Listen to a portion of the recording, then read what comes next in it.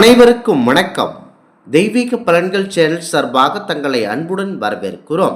இன்று நம் காணொளியில் காண விரும்புவது பாரம்பூர் ஸ்ரீ ஐயப்பன் பக்தர்கள் எவ்வாறு இருமுடி கட்டுவது என்பதை பற்றி இந்த காணொளியில் பார்க்கலாம். வாருங்கள் காணொளிக்கு செல்லலாம். மறக்காமல் ஒரு சப்ஸ்கிரைப் செய்யவும். சபரிமலைக்கு 41 தினங்கள் விரதம் இருந்து நீல நிற வேஷ்டி கருப்பு நிற வேஷ்டி அணிந்துதான் செல்ல வேண்டும். மாலை போட்ட நாளிலிருந்து காலை மாலை இருவேளையிலும் சுத்தபத்தமாக குளிக்க வேண்டும். முக்கியமாக பிரம்ம முகூர்த்த நேரத்தில் எழுந்து ஸ்நானம் செய்வது என்பது சிறப்பம்சம். முடிவெட்டுதல், சவரம் செய்தல் கூடாது. அசைவ உணவுகளை உண்ணக்கூடாது.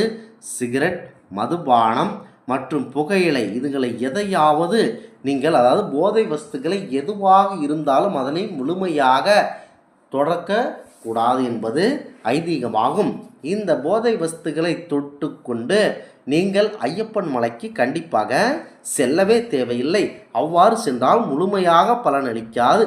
அது செல்ல வேண்டிய செலவுகள் அனைத்தும் நஷ்டம்தான். மாலை போட்ட நாளிலிருந்து காலை மாலை இருவேளையிலும் சுத்தபத்தமாக குளிக்க வேண்டும்.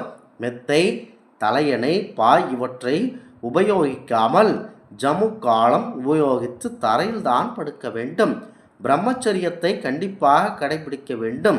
நேர்மையை கடைபிடித்தல் அவசியம். பிறர் மனம் புண்படாமல் பேச வேண்டும்.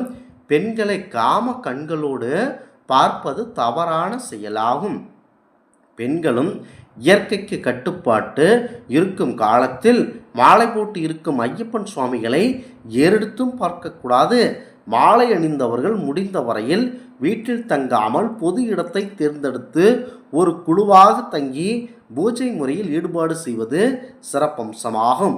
மாலை எதிர்பாராத சூழலில் கலந்து விட்டாலோ அல்லது அருந்து விட்டாலோ கவலைப்பட வேண்டியது இல்லை.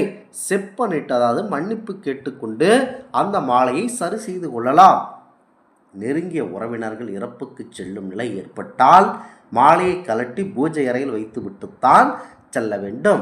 மாலை போட்டு இருக்கும் காலத்தில் தாய், தந்தை, மனைவி, சகோதரன், சகோதரிகளுக்கு துக்க சம்பவம் ஏற்பட்டு விட்டால் 1 வருட காலத்திற்கு மாலை போடுதல் தவறான செயலாகும். மனைவி கர்ப்பம் தரித்து இருந்தால் குற்றம் ஏதும் இல்லை. மாலை போட்டவர்கள் தைரியமாக ஐயப்பன் மலைக்கு செல்லலாம். 41 நாட்கள் விரத காலங்களில் கூட்டு வழிபாடு செய்வது சிறப்பு. அக்காலகட்டத்தில் அன்னதானம் செய்வதும் சிறப்பு. கடன் வாங்கி அன்னதானம் செய்த வேண்டியது அவசியம் இல்லை. முக்கியமாக அன்னதானம் செய்வது சிறப்பாகத்தான். அதற்காக கடன் வாங்கி கொண்டு செய்வது தவறாகும். அதேபோல புதிதாக திருமணமானவர்கள் மலைக்கு போகின்றேன் என மாமனார் வீட்டில் வலுக்கட்டாயமாக பணத்தை பிடுங்கி செல்வது, முறை செய்வது இது எல்லாம் தவறாகும். இதுவெல்லாம் மிகப்பெரிய குற்றமாக பாவமாக வரும் செயலாகும். நான் முதலில் ஐயப்பன் கோவிலுக்கு செல்லுகிறேன், ஆகையால் மாமனார் வீட்டில் இருந்தால் அனைத்து செலவுகளும் எனக்கு வந்து சேர வேண்டும், துணி எடுத்து தர வேண்டும், முக்கியமாக போக்குவரத்து செலவுக்கு பணம் தர வேண்டும் என வாங்கி கொண்டு ஐயப்பனை காண சென்றால் அங்கு மாபெரும் மின்னல் ஏற்படும் என்பது ஐதீகமாகும். ஐயனை காண செல்பவர்கள் மனதார ஐயப்பனை நினைத்து மனமுருக வேண்டி தனது சுய சம்பாதியத்தில் பணம் சேர்த்து கொண்டுதான் செல்ல வேண்டும். பொருளாதார வசதி இல்லாத ஐயப்பன் பக்தர்களுக்கு பொருளுதவி செய்து அழைத்து செல்வது மிகப்பெரிய புண்ணியமாம். அனைத்தும் உங்களுக்கு சேரும்.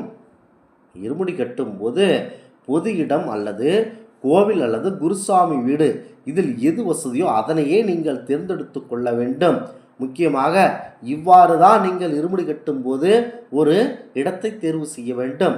தேங்காயில் ஒரு சுத்தமான தேங்காயை கடையில் வாங்கி கொண்டு வந்து தேங்காயில் நெய் நிரப்பும் போது மனைவி, தாய் இவர்களையும் நெய் நிரப்ப சொல்லலாம். தவறு எதுவும் கிடையாது.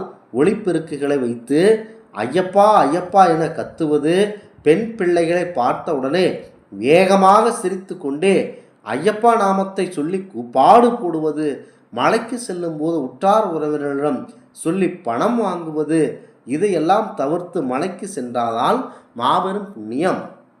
முக்கியமாக இருமுடி கட்டும் போது உங்கள் வீட்டில் இருக்கும் அனைவரையும் அழைத்து செல்ல வேண்டும்.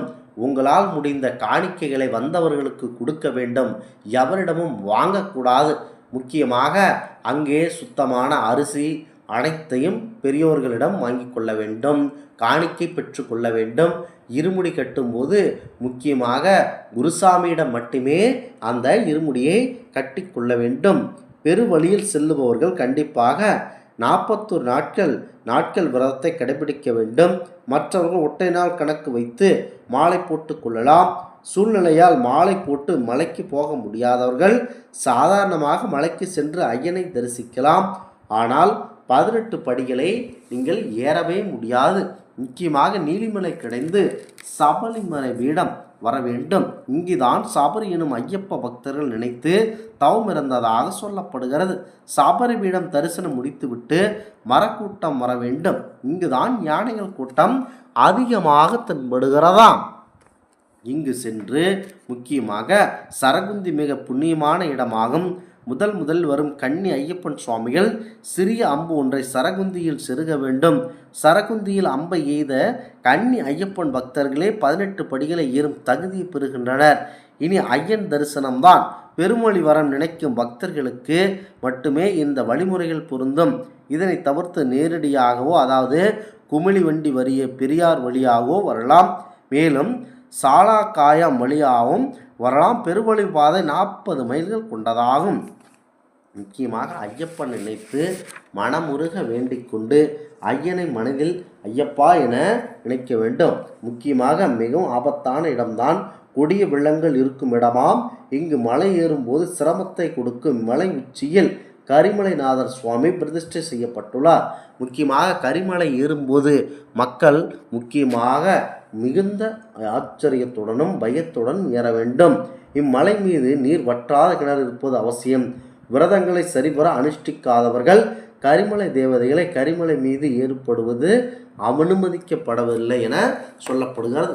முழுமையாக ஐயப்பனை மனதில் நினைத்து கொண்டு இருமுடி கட்டி கொண்டு ஐயப்பனுக்கு காண செல்லுபவர்கள் அதிகப்படியான செல்வ வளத்தையும் குழந்தை பேரையும் பெறுகிறார்கள் என்பது இன்றளவும் கடைபிடிக்கப்படும், அதாவது எதிர்பார்த்து கடைபிடிக்கப்படும் இந்த விரதத்திற்கான முழு பலன் என சொல்லப்படுகிறது. இந்த ஆன்மீக தகவல் உங்களுக்கு பிடித்து இருந்தால் தெய்வீக பலன்கள் சேனலை கண்டிப்பாக சப்ஸ்கிரைப் செய்து கொள்ளவும். மீண்டும் ஒரு நல்லதொரு காணொளியில் உங்களை சந்திக்கிறோம். நன்றி, வணக்கம்.